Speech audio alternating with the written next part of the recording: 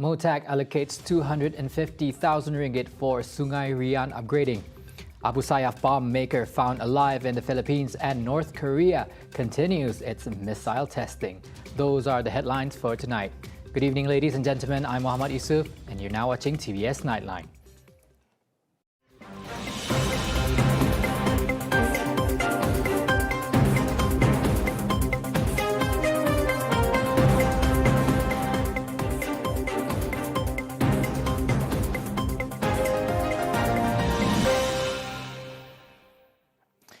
The Ministry of Tourism, Arts and Culture MOTAC has allocated a total of 250,000 ringgit to Sarawak's Ministry of Local Government and Housing. This will be used for the upgrading works of infrastructures and facilities at the SUNGAI RIAN Recreational Park in Simunjan. MOTAC's Minister Datuk Sri Nancy Shukri, who was present for the launching ceremony of program Mesra Alam Sungai Rian, said the upgrading works will not only attract more visitors to Simunjan, but also coexist new job opportunities for locals in the area. Kita ada jalan raya sini sudah di naik taraf, dan juga kita ada gerai-gerai di sini. Jadi dan juga gazebo. Ini memberi peluang kepada penduduk tempatan untuk menjaga pendapatan mereka dari sudut berjual barang tempatan, dari sudut ekonomi. Jadi dari segi penggunaan tempat ini, ramai lagi yang boleh datang kemari. Kalau sebelum ini belum ada ini pun memang sudah ramai orang datang. Sebab kita sudah viralkan. Jadi kita mengharapkan dengan adanya program kita pada hari ini, ianya memberi juga awareness, kesedaran ataupun kesedaran awareness kepada penduduk tempatan dan juga orang luar. In another development, Nancy disclosed that the SOPs for Umrah pilgrims will be more stringent than before, all in the name of safeguarding the people's health. SOP akan diketatkan untuk membantu agensi kita, dan terutama sekali untuk membantu jemaah umrah. Itu akan kita perketatkan, di mana kita akan mengadakan mesyuarat quartet bersama dengan pengurusinya ialah Yang Berhormat Datuk Seri Syamuddin, yang akan mengendalikan mesyuarat quartet untuk meluluskan SOP kita. Tapi kita sudah bersiap sedia dengan SOP kita. Previously, the federal government has agreed to allow Muslims in Malaysia to perform their Umrah starting February 8. Such a decision was made after the restriction was prolonged to February from January 8 due to the Omicron variant.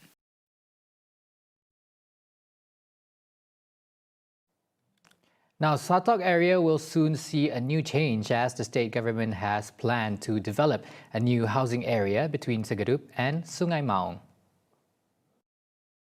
Chief Minister Dato' Patinggi Tan Sri Abang Johari Tun Openg said the Land and Survey Department has planned for a housing scheme project starting with 600 units in the area.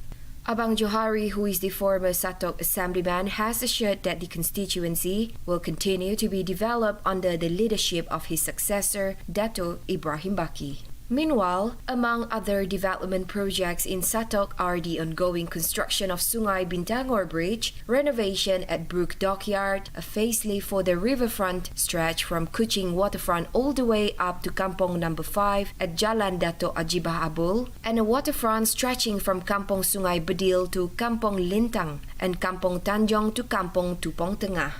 At the same time, Ibrahim has assured that the constituency will not be left behind as Sarawak moves forward to achieve the status of a developed state by 2030. Like the Wireless Walk and Saberkas Night Market, SENADIN Night Market has the potential to be another tourist attraction and food paradise in Miri for food hunters. Although it had just started operating last week, the night market is always full of visitors. The night market is not only filled with various food and beverage, but visitors are also entertained by street artists. SENADIN Assemblyman Dato' Sri Lee Kim Shin said the newly opened night market can serve as an economic opportunity for the local residents.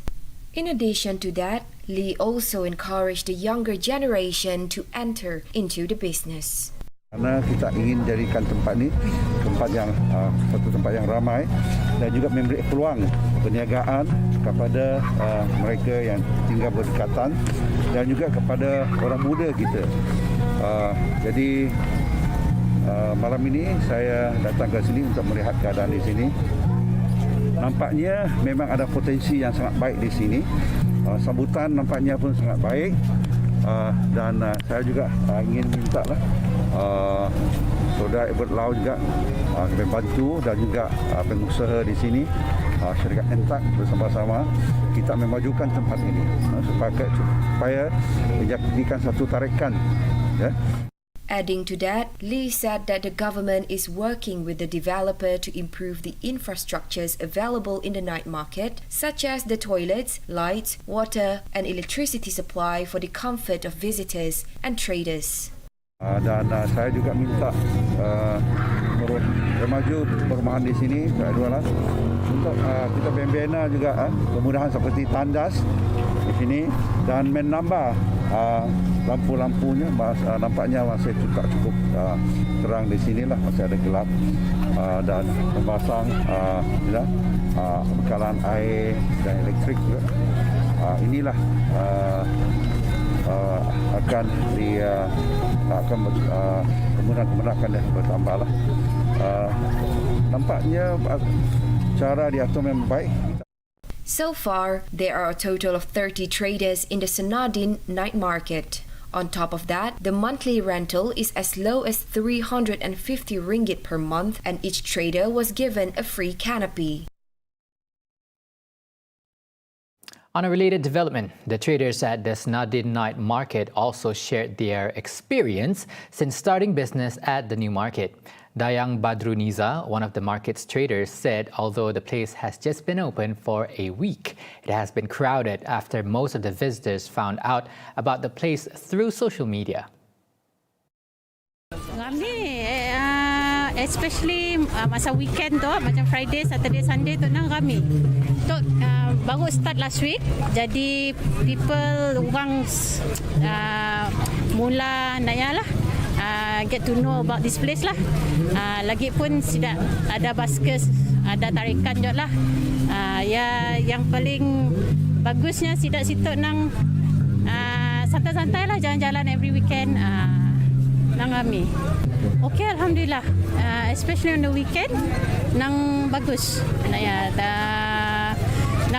Last week macam Friday, Jumaat lepas nyasi serami tu, orang dah get to know tempat tu nak. Dah mula lah. Si serami tu last week. Tu dah mula dah. Bagus je tu. Very good. Meanwhile, for Beluluk Edison, the income generated from the market has turned out to be very well. Seminggu ni dalam sambutan pada semua orang yang membeli sini boleh tahan banyak juga. Okey, tapi dan perniagaan kami juga okey dalam beberapa minggu ni. Jadi area ni memang boleh dikatakan banyak orang lah untuk membeli macam dalam pasar malam seminggu ni. Jadi untung kami orang tu boleh juga dikatakan okey juga lah. Siap dah juga merosot, okey ada naik juga. Jadi banyak juga benda nak beli situ, jadi banyak juga lah orang mencari untung tu. Okey dah lah.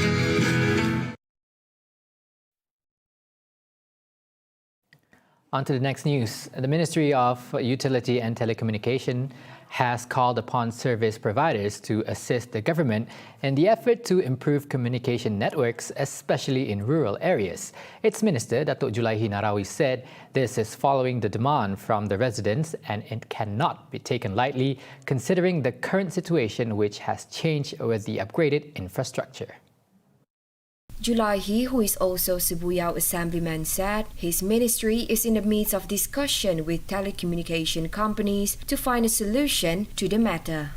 He said so during a media conference after holding a telecommunication coverage review with the Malaysian Communications and Multimedia Commission MCMC, Sarawak Digital Economy Corporation SDEC, and the Sarawak Multimedia Authority SMA in Sibuyao.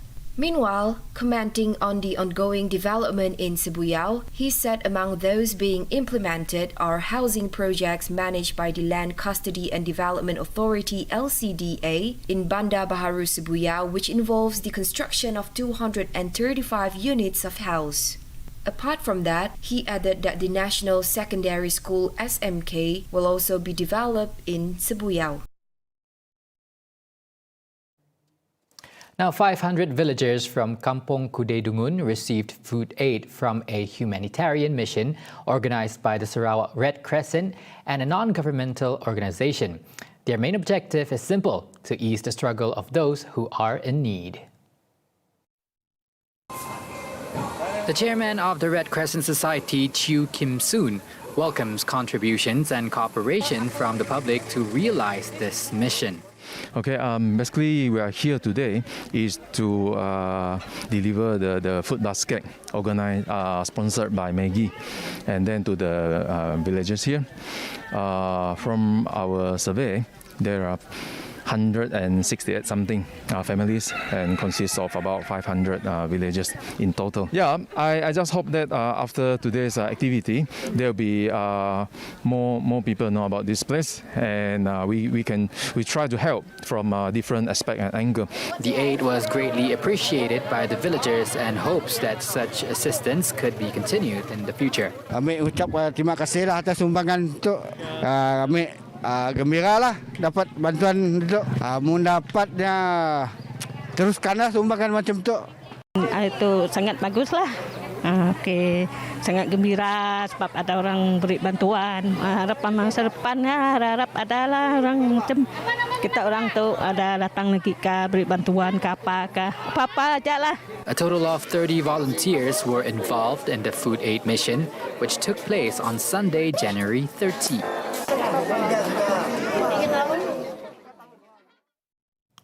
Now, two local men aged 29 and 57 suspected of carrying out illegal logging were arrested by the 10th Battalion General Operations Force (GOF) during a raid that was carried out at about 2:45 a.m. on January 29th. Its commanding officer, Superintendent Muhammad Hafiz Kadir, said 50 logs of various sizes, a pickup truck, and a lorry used to carry out the illegal activity were seized during the raid. Hafiz added that during the raid, the two men were unloading logs of various sizes using excavators to load the logs onto a lorry. Adding to that, he said their modus operandi was to collect logs from elsewhere, and then at midnight they would load them on a lorry to avoid being detected by the authorities. The suspects and the seizures had been handed over to the Sarikei Forest Department for further action and investigation. Now, the police raided a residence of an unemployed man who was previously arrested for drug addiction in Desa Merpati Mukah.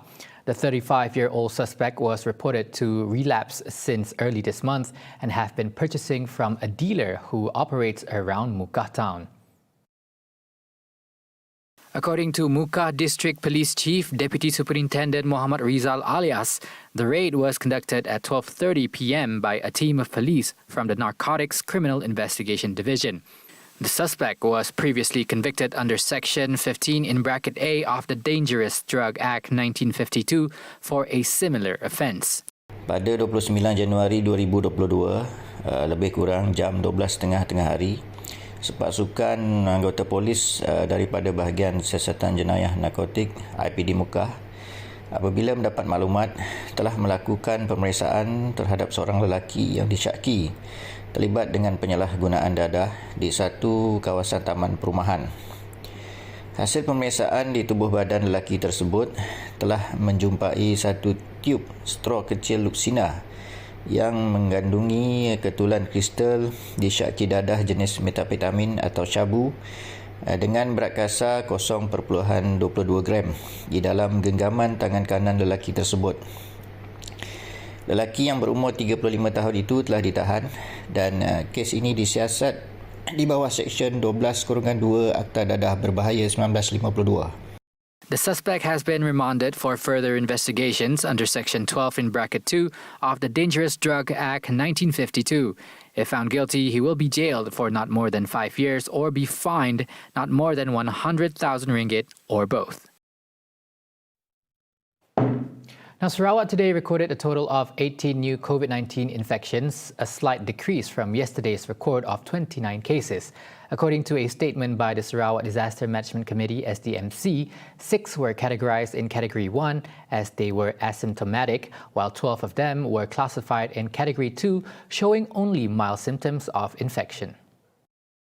Cebu recorded the most infection with 7 cases, followed by Kuching with 5 cases.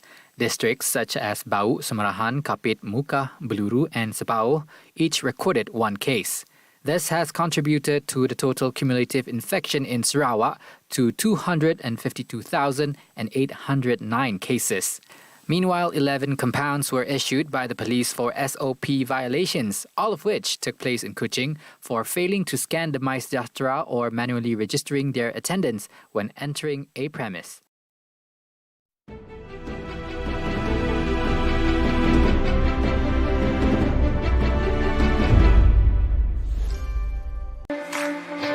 Amalan menderma darah mampu memupuk nilai murni dan tanggungjawab dalam diri sendiri serta masyarakat. Dengan menderma darah, ia memberikan sinar kepada mereka yang memerlukan.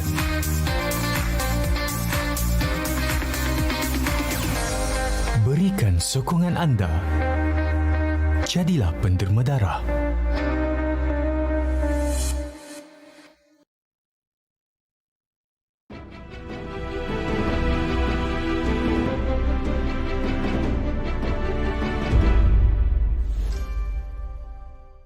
Welcome back to TVS Nightline. Now, the infamous bomb maker and sub-leader of the Abu Sayyaf group, Mudrimar or Muni Sawajan, who was supposedly shot to his death in May 2021, was found alive and is currently residing in the Philippines. The Sabah Eastern Zone Security Command, or ESCOM, confirmed the report following through information supplied by the Philippine Security Forces involving the Joint Task Force Sulu, or JTFS, and the Western Mindanao Command.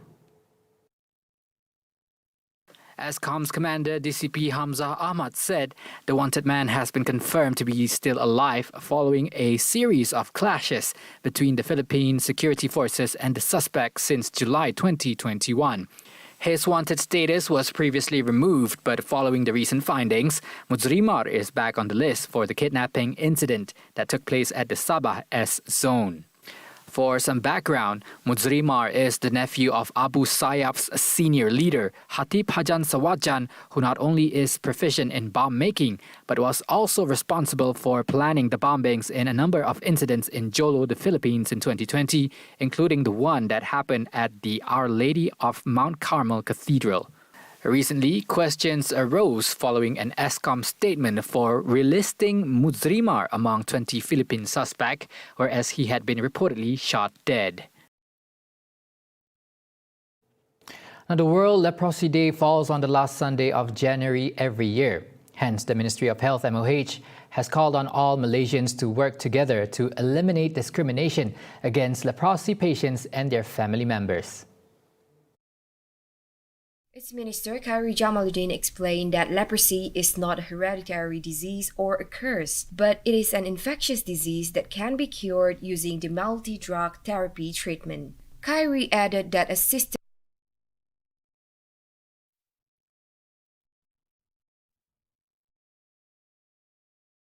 Meanwhile, according to Betong Division Public Health medical expert Dr. Joni Pangkas, leprosy is an infectious disease that can be treated if immediate action is taken. Unlike the olden days, leprosy patients no longer need to be separated as they are able to continue life as per normal. Hence, the society should not discriminate against them, but give them respect and the opportunity to live a prosperous life. Setakat ini penyakit ini dapat dirawat dengan menggunakan antibiotik atau yang gabungan beberapa antibiotik ataupun dalam bahasa Inggerisnya multi-drug therapy, dan ianya mengambil masa dari beberapa bulan untuk memakai ubat tersebut dan mereka akan sembuh. Jadi orang awam perlu tahu bahawa penyakit kusta ini boleh dirawat. Dan ini boleh dilakukan seperti sebab awal tadi ada melalui pendidikan kepada orang awam oleh pihak kesihatan, dan juga orang awam sama juga berkongsi tentang maklumat yang betul kepada rakan-rakan atau ahli keluarga mereka. Jadi ini adalah salah satu langkah yang kita boleh gunakan untuk mengurangkan diskriminasi terhadap penyakit kusta. Now, a government with the Keluarga Malaysia concept is one that puts the people first and strives to meet their needs, especially when hit by a disaster. Communications and Multimedia Minister Tan Sri Anwar Musa said the government was keen to assist the people affected by the recent floods by expediting the distribution of the Bantuan Wang Ehsan Compassionate Aid and several other types of assistance. Jadi, saya rasa sensitif dan responsif, dan pada saya mengalu-alukan pandangan. Jadi kalau rakyat merasakan kelemahan dalam pengurusan banjir, saya mengakuinya memang ada kelemahan. Ya. Kita tak pernah menafikannya dan kita perlu berusaha lagi untuk memperbaikinya. He said the government had made preparations since June last year by emphasizing on states that were often hit by floods, especially on the East Coast, but did not expect the disaster to occur in Selangor. Tiba-tiba Allah nak menguji kecekapan kita, hujan yang lebat turun, yang banjirnya di Selangor dulu. Maka pada malam itu, dengan keterbatasan jentera kerajaan, memanglah banyak keresahan, kemarahan, dan kita faham. Walhal pada malam itu jugalah Perdana Menteri turun ke tempat banjir. 18 hari bulan, malam 19. Perdana Menteri menelefon kepada Ketua Polis Negara, menelefon kepada Panglima Angkatan Tentera, minta digerakkan segala bantuan. Tetapi, tidak ada suasana perfect dalam disaster. In another development, the Communications and Multimedia Ministry KKMM will be stepping up engagement sessions with creative industry players in an effort to understand and assist them in various related matters. Its Minister Tan Sri Anwar Musa said, apart from that, creative industry players could also come forward to express any ideas or problems faced, as they were also part of the Keluarga Malaysia. He added that this is to avoid the culture of pointing fingers at certain parties if any problems arise. Dan saya cuba memperbanyakkan engagement dengan industri players ini untuk memahami, dan mereka juga boleh tampil ke hadapan. Saya juga melantik mereka-mereka daripada industri menduduki dalam board, dalam ahli lembaga pengarah dan sebagainya. Saya harap semua orang akan membantu memainkan peranan. Kita tidak mahu ada budaya hanya tuding jari kepada pihak tertentu. Apart from that, Anwar said the contribution of the creative industry to the gross domestic product, GDP, was still low, as it only contributed around 5 to 6% a year, and he wanted this to be enhanced through the country's digitalization transformation. Ini adalah satu inisiatif untuk memastikan industri kreatif memberi sumbangan yang lebih besar kepada pertumbuhan ekonomi negara, mewujudkan peluang pekerjaan yang lebih luas, dan juga menjadi satu daripada way forward dalam kita merancang pertumbuhan ekonomi secara keseluruhan.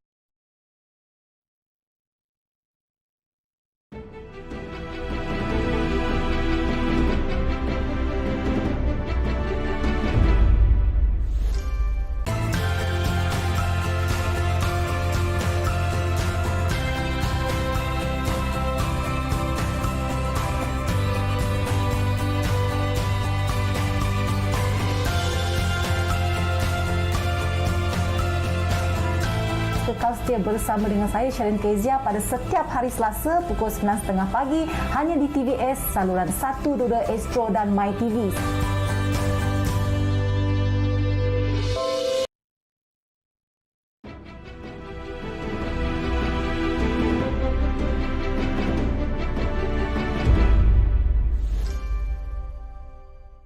Welcome back to TVS Nightline. Now, onto some global updates. The capital of Ukraine, Kyiv, has decided to recall their reserved armed forces to train and be prepared for a possible war.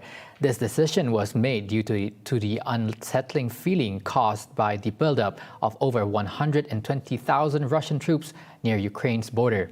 Reservists met at an abandoned construction site located at the outskirts of Kyiv to join the rest of the reserve forces under Ukraine's newly launched Territorial Defense Force. Мені неспокійно. Мені спокійніше, тому я прийшов сюди, щоб якось заспокоїтись, побачити людей, які вже до чогось готові, і готуватись самому, і просувати це все. Я був мобілізований в 2014 році, на війні на Луганщині відслужив 1 рік. І потім був демобілізований. Не дуже вкладається це в моє життя, дуже цього не хотілося. Після демобілізації я уникав всього цього військового, але, може, трохи вже відпочив від цього і зараз така обстановка, що вже треба. Meanwhile, IT programmer Alexander stated he was not ready to serve in the armed forces during 2013 to 2014 pro-democracy protests, a time when Moscow decided to overthrow Ukraine's pro-Russian president by annexing Crimea. Since Kyiv has been under constant pressure due to the military buildup, Alexander decided it is the perfect time for him to be of service to his country.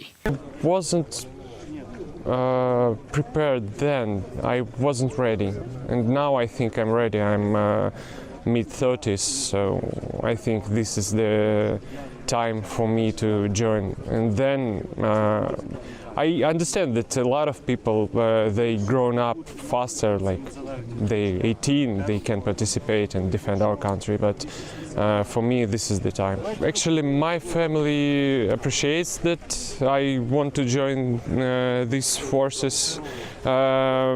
Actually, my father-in-law also will join some forces in his native town. So basically, yeah, he already took place in our war. Saturday's training brought together 70 locals, some equipped in full gear, while others wore sneakers and casual sportswear and were given mock wooden rifles instead of real weapons. The military buildup has caused too much panic for Ukraine's 41 million citizens, according to its president Volodymyr Zelensky. While Moscow insists it does not want a war, it has also dismissed calls to withdraw its troops. Now, North Korea has launched yet another missile into the sea off of its east coast for its month-long missile program. This would be the 7th nuclear-armed missile launched by the country this month. Their counterpart, South Korea, made a statement through its Joint Chief of Staff, said that the missile is believed to be the single ballistic type launched at 7:52 a.m. on Sunday, which was also seconded by the Japanese government. Japanese government spokesperson, Chief Cabinet Secretary Hirokazu Matsuno said these missile testings are a threat to Japan, the region, and the international community. Talks between North Korea, the US, and Japan aimed for denuclearization have been stalled for quite some time, prompting North Korea to continue conducting a series of launches, displaying a dizzying array of weapon types, launch locations, and increasing sophistication. This was, according to its president, Kim Jong-un, an effort to bolster its military forces with cutting-edge technology. Additionally, reports from both Japan and South Korea stated that the missile was launched from North Korea's Jagang province, which was also the site of 2 earlier launches performed earlier this month. North Korea then confirmed that the missile was a hypersonic type, which could reach high speeds while flying and maneuvering at relatively low altitudes. Pyongyang, the capital of North Korea, made a defensive statement to their testing, as it is their sovereign right of self-defense, and these testings are not directed at any specific country. However, it has accused Washington and Seoul for having quote-unquote hostile policies. And that's all the time we have for tonight's TVS Nightline. Follow our social media at TVSTVMY for more news update all day long. Once again, I'm Muhammad Yusuf. Good night and take care.